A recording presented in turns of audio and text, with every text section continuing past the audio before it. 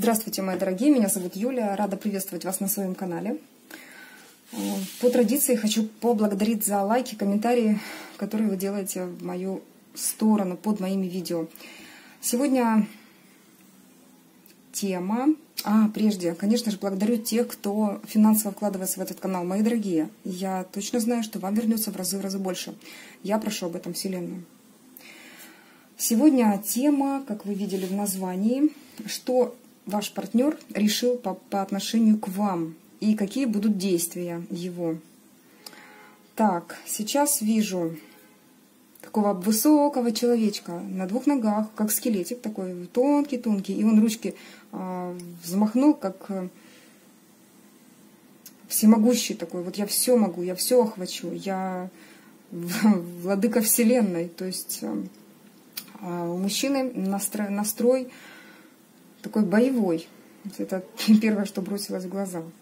Но он немножко зол, конечно же. Лицо прорисовывается хорошо, у него может быть борода, либо такая небритость, лысый. Возможно, возможно и нет. Высокого роста может быть. Или просто, знаете так, высокого о себе мнения. Сердце, первое сердце. Он держится ручкой за это сердце. Кстати, вот этот человечек. Это вот то, что как раз он к вам чувствует. Левой рукой держит сердечко. Длинные такие руки.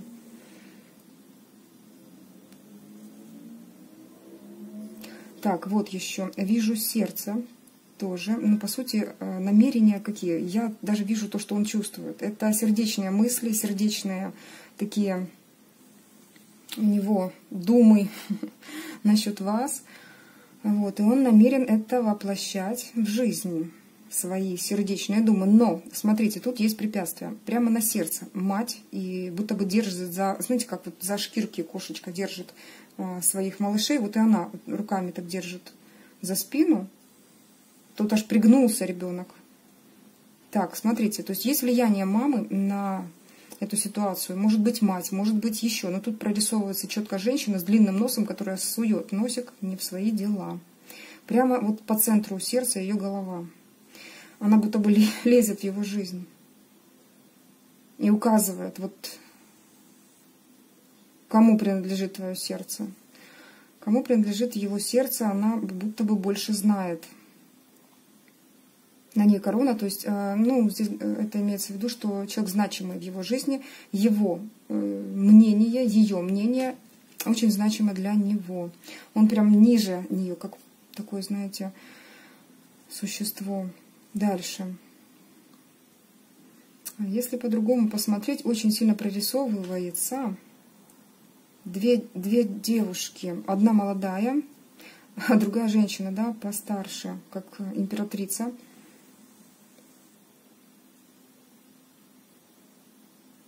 Она будто бы ее держит. Вы знаете как? Она... Так, смотрите, вот эта мадам, которая влияет на его жизнь, она ему как-то прочит другую девушку в жены, что-то такое, в пару. А она, та вторая вроде как прям смотрит на нее и просит об этом, вот, что я больше подхожу. Скорее всего, есть некое третье лицо, четвертое лицо, да, которая вхожа в семью, там мать, сын, и есть некая девушка, которая тоже имеет виды на него. И что же? Это то, что мешает. Но у него сердечные мысли именно о вас. Он будто бы пытается всем своим видом показать, что он больше, значимее, выше, что это он решает. Он рядышком сидит и будто бы ручку вверх тянет. Подожди, смотри, ты вот решаешь за меня. Он на нее смотрит и руку вверх тянет. Знаете, как ученик, посмотри на меня. Вот дай мне право голоса.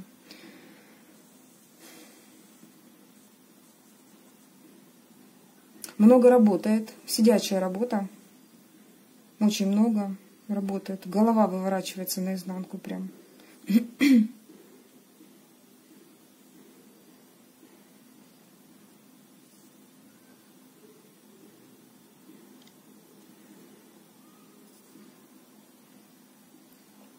Что еще намерен? Что же ты намерен делать? В намерениях вообще я вижу не очень много. Здесь вообще донышко чашки просто пасмурное. Темное сердце. И знаете как? Для него вот эта любовь к вам, она очень такой, знаете, таким грузом как-то лежит у него на сердце. Хочет, смотрите, им огромное такое темное сердце. А на сердце кораблик.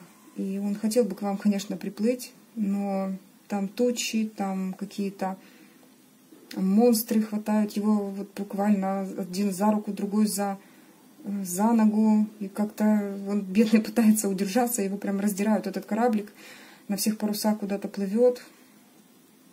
Дорога не доходит к вам. Не доходит к вам дорога. Сейчас, в ближайшее время смотрю, это приблизительно, ну, может, недели 2. Чашечку надолго не хочу смотреть. Люди вокруг, какие-то, знаете, будто бы чужие люди, тени, ну как чужие, это как родственники какие-то, они для него как чужие уже. Какие-то тени ходят, постоянно что-то ему шепчут, наговаривают, друг с дружком перешептываются, такие тенюхи ходят. Ссора. Там ссора дома, причем перепалка такая интересная. Он отбивается. Он, ну, не знаю, насколько это физически, как бы, не дай бог, да, с женщиной драться, но тут он будто бы пытается огрызнуться падая, да, падая. Там могут быть какие-то ссоры.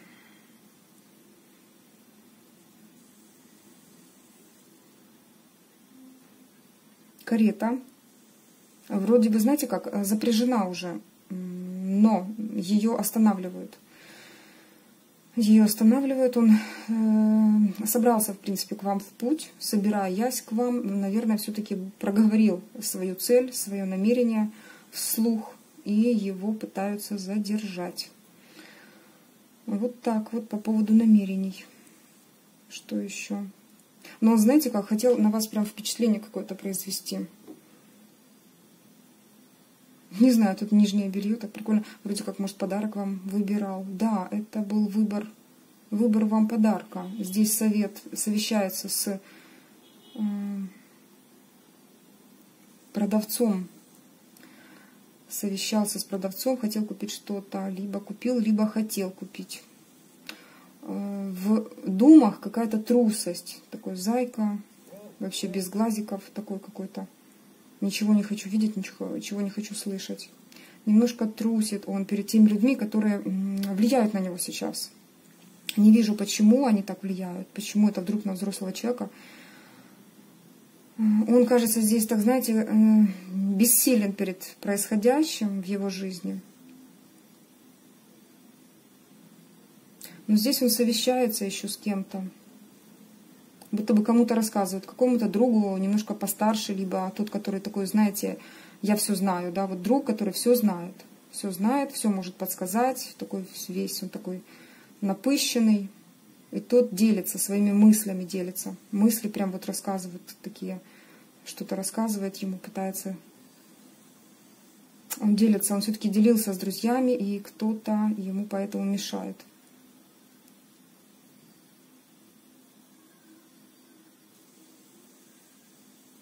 Да, котик. Котик еще и с такой мордой. Слишком уж умудренный. Но котик здесь, конечно, это некий такой предатель. Нехорошие люди, нехорошие люди. Так, смотрите, здесь особые традиции. Люди поклоняются каким-то традициям. У вас могут быть разные традиции, разные взгляды на мир, разные какие-то... Они прям поклоняются каким-то... Ну, то есть здесь могут говорить о том, что просто разные религии у людей. Тоже как вариант. А у него это все в голове крутится, вот это все мысли, которые мы сейчас пытаемся сочетать.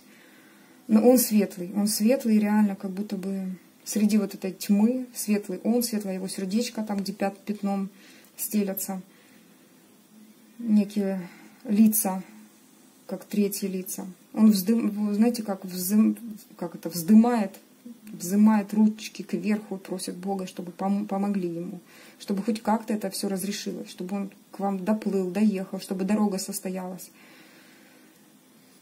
Она будет, дорога к вам будет, но не скоро.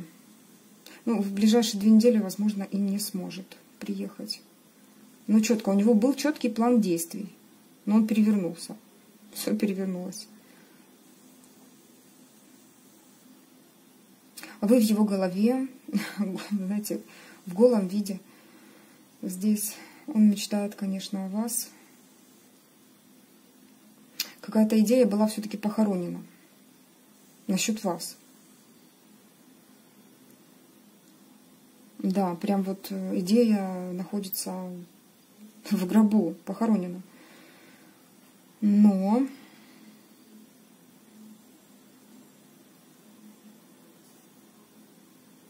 знаете как, он рассчитывает, что вы тоже сможете как-то действовать, но только по первому какому-то знаку его, что ли. Активную вас очень видит, очень активную девушку.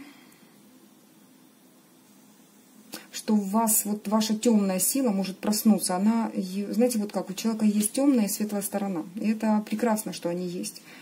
Когда перевешивает одна из них, происходит конкретный дисбаланс. Всего должно быть ровно пополам. Вот так вот как-то. Пускай перевес, конечно, наверное, в светлую сторону, но по сути никогда нельзя запрещать в себе темную сторону. Я очень надеюсь, что осознанные вы меня смотрите люди и понимаете, о чем я говорю. Просто принимать в себе, да, темную сторону. Например, осудили кого-то, приняли это, слава Богу, да, вот так случилось, я такая, да, я такая. Вот именно фраза эта, она... Либо еще там что-то, да, например, какой-то неправильный поступок. Но опять же, это главное, что тут не чувствовать вину за собой. Это опасно. Так. Или чувствую вину. Да, вот я чувствую вину. Просто принимать то, что происходит внутри. Это тоже важно. Но, опять же, тут на эти первые 2 недели, которые здесь, тут, конечно,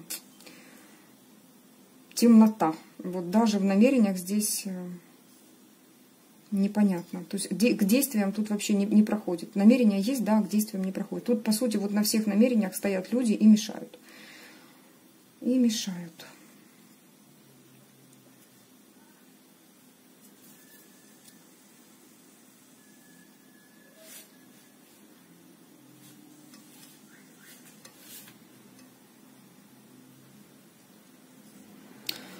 Знаете, у него как раз вот здесь вот по этому пятну я вижу медведь, будто бы вылазит из какого-то...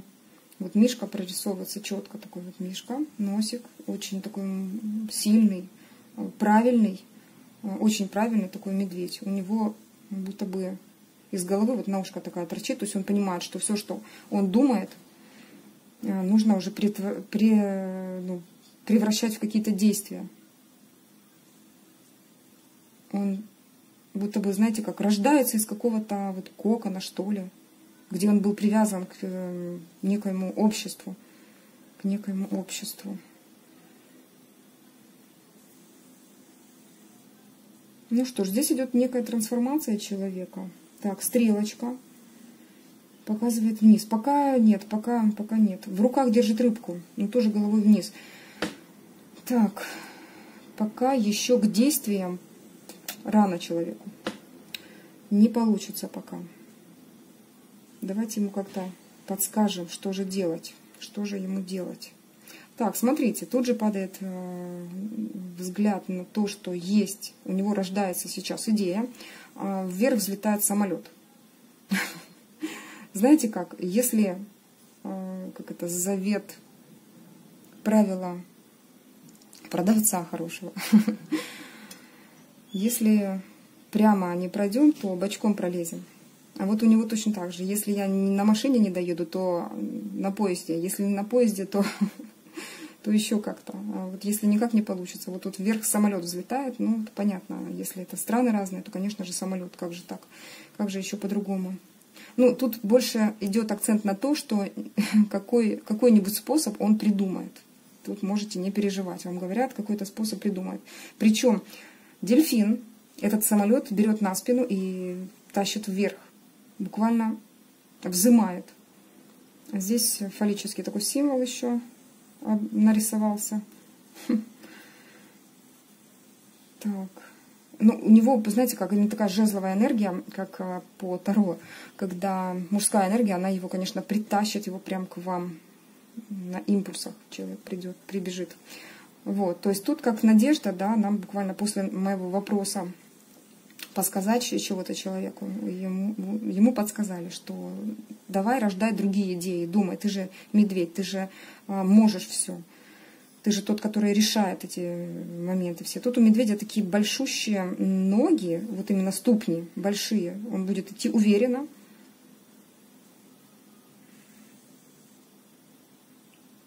Уверенно прямо в вашу сторону.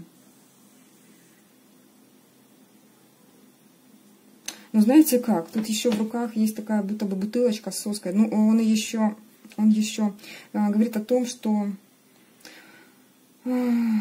все-таки он под влиянием людей, человека, да, который, ну тут как мать, скорее всего мать, потому что он еще пока не вышел из-под ее влияния. И придет к вам, даже вот к вам, если явится, то это все-таки еще человек, на которого влияет некоторая женщина. Вот такая у нас была чашечка, тарелочка. Я специально беру такую большую тарелочку, вот, не беру блюдце, чтобы красиво рассмотреть. Ну а сегодня прям вот это пятно, не более, у нас тут случилось. То есть окно, да, здесь явно прорисовывается еще окно, где понятно, что окошко будет открыто. Окошко будет открыто. Но дороги пока четкой не видно, не видно. Вот так вот, мои дорогие. Хочу вам советы показать на Таро.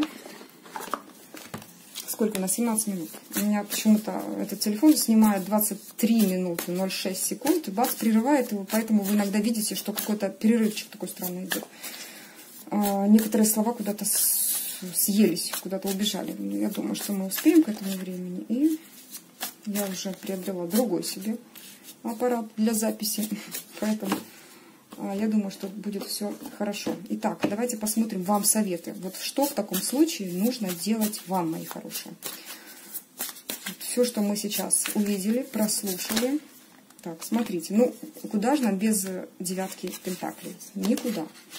Никуда. Вот то, что делать. Занимайтесь своей территорией, занимайтесь собой, занимайтесь своим благосостоянием, срывайте самое лучшее из жизни, берите. Видите, она вот буквально с этого деревца срывает все самое красивое, плоды. Вот они созрели, срывайте. Доведите себя до девятки пентаклей. Девушка, которая... И мужчина от нее без ума. Прежде нравьтесь себе. Так, советы вам в данной ситуации. Как вести себя с мужчиной?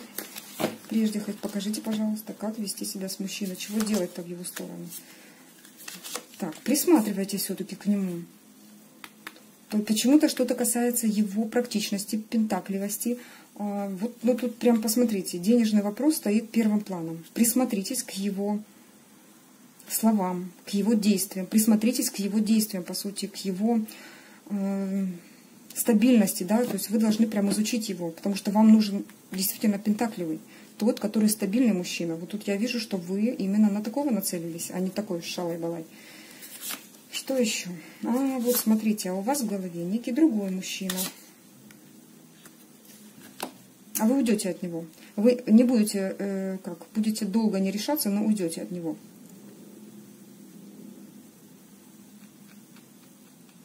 Будете идти как на новый уровень. Еще советы. Советы.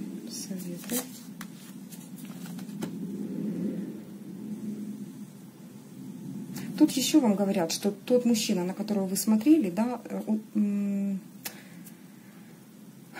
воспринимайте его тоже, да, как человечка, конечно же, страстного. То есть, если он отвечает вам страстностью, то и вы отвечать можете ему.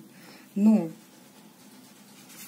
здесь момент присматривания очень важен. Вы будто изучить должны что-то и показать, что вы готовы повернуться спинкой, если он вам не даст больше, если он будет только вот такой вот жезловый, да, только страсть, только движение куда-то, только вот то, что он может дать, а не даст практичности. Понимаете, как это разное.